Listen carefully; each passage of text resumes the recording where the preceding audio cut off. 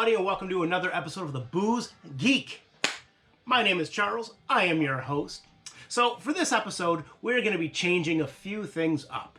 Well, first and foremost, way back when, I mentioned that at some point on the show, we were going to be venturing into the realms of spirits, sake, cigars, all that fun stuff. So that's the first thing we're going to do, is we are going to venture down the rabbit hole, we're going to execute the plan, and we are going to go into the realm of spirits. So that's number one. Number two is that this is actually part one of a planned two-part episode, and there's a reason for that, which I will explain after we do the tasting and the review. So at the end of the show, I'll explain why it's part one out of part two.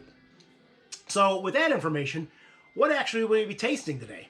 Well, in the realm of spirits, we're going to be tasting a rye whiskey from Willett Distillery, which is located in Bardstown, Kentucky. So this is their estate bottled small batch rye. This is a cask strength rye that clocks in at a pretty hefty 54.1% ABV, which roughly translates to about 108.2 proof. So there's going to be some heat on this, no doubt about that. And what do I mean when it's cask strength? That just means that it's actually bottled straight from the barrel and there's no additional water added to lower the ABV. So let's pop the cork on this.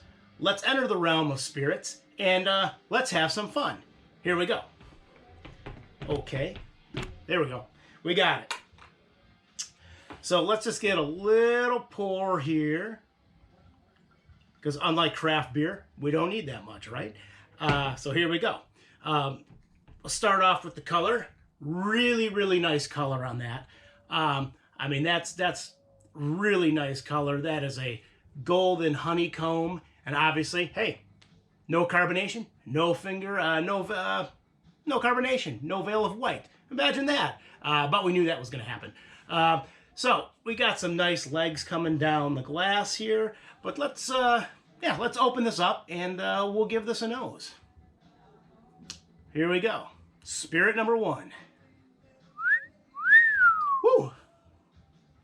Yeah, as I mentioned, we got some heat. Now, the difference is when you nose a spirit, especially one that's this high alcohol content, you have to take smaller whiffs because the higher the alcohol, the higher the ABV, it's going to have a tendency to dry out your nasal passages, in which case you're not going to be smelling much. So what am I smelling first and foremost? The alcohol. However, there is some other nice aromas coming off of this. So let's see, what else do we got? So we have the alcohol, we have a little bit of cherry, some slight vanilla, some slight oak, and just a little bit of spice coming off that, but not too much. Which is ironic because ryes are usually a little bit more spicy. But now that it's opened up, let's give this a little sip. And just a little sip. We don't need as much as, as if we're doing a craft beer. So let's give this a little sip here.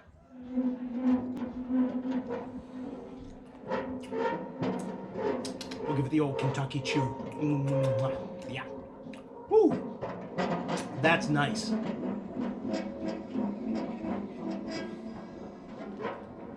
That's a nice, creamy, full-bodied rye.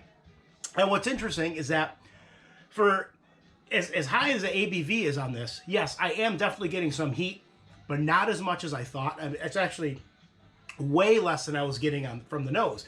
But there's some definite nice flavors going on here. So we're getting a little bit of heat at the back end, but it's starting off a little bit of that cherry, a little bit of a nice creamy butterscotch. There's a little bit of that oak, a little bit of that vanilla. Maybe one more little sip here. This is a really, really nice rye. Yeah, and then at the end, I said, before we're getting that heat, it's opening up. We're getting a little bit of those spices, a little bit of cinnamon, a little bit of baking spice in here, and then you're getting that little kick of heat at the end. Really, really, really nice job. This is a really great rye if you want to drink it neat. Maybe put a little ice cube in there or maybe a couple drops of water would open it up a little bit and, probably change the flavors. For my palate, though, I would prefer to drink this neat. I really wouldn't, I wouldn't use this in a mixed drink or a cocktail. I think it's fine on its own. Although you could, I mean, you could add whatever you'd want and spice up whatever mixed drink you wanted. But sure, this is really, really nice. On my 10-point scale, I'm going to give this a solid 8. The only distraction is, like I mentioned, that the aroma of the alcohol on the nose is a little high, and it hits you really, really powerful, like almost like a, pal, pow, pam, biff, almost like Batman, the old show from the 60s, boom, boom, boom. Yeah, really, really nice. However, so I'm giving this an 8. But now, the question being, why is this a 2-part episode? Well, so this is the Willett Rye. So now the beer we're going to be reviewing on next week's episode is a beer from Lagunitas Brewery.